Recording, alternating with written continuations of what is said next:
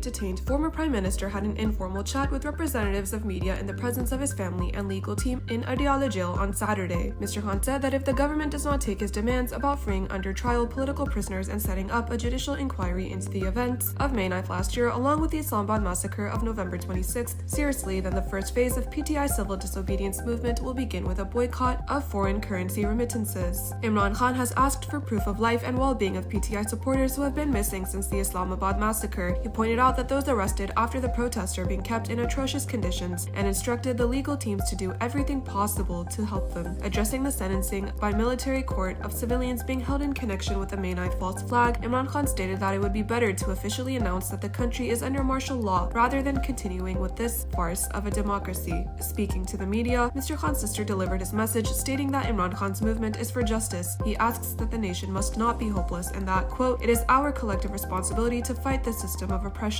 unquote. Imran Khan remains resolute and unshakable even after 506 days in solitary confinement. In violation of international law and Pakistan's constitution, colonels and majors acting as judges have sentenced civilians it tried in military courts. These civilians were held for over a year in harsh conditions, with many tortured into giving false confessions. The sentencing of 25 civilians for 2 to 10 years of rigorous imprisonment through court-martial is contrary to Article 14 of the International Covenant on Civil and Political Rights, which Pakistan has ratified. The Attorney General had given statement to the Supreme Court at the beginning of the year that no civilians will be sentenced more than 3 years. Amnesty International has slammed the ruling, calling it, quote, "an intimidation tactic designed to crack down on dissent," unquote. Saturday's ruling came days after Imran Khan was indicted by a kangaroo anti-terrorism court on charges of inciting attacks against the military.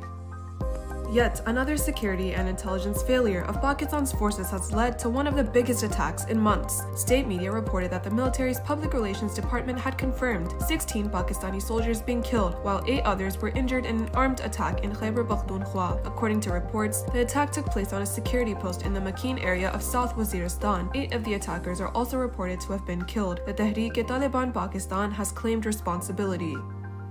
At least 5 people, including a 9-year-old child, were killed and more than 200 others were injured after a car rammed into a crowded Christmas market in the city of Magdeburg in central Germany. Officials described the incident as an intentional attack and announced that the driver had been taken into custody at the scene. Authorities investigated a Saudi doctor with a history of anti-Islam rhetoric as the main suspect. The German Interior Minister said the suspect's Islamophobia was clear to see, but she declined to comment on the motive. Reuters reported a Saudi source stating that Saudi Arabia had warned German authorities about the suspect after he posted extremist views on his X account that threatened peace and security. Police haven't publicly named the suspect, but several German news outlets identified him as Talib A and reported that he was a specialist in psychiatry and psychotherapy.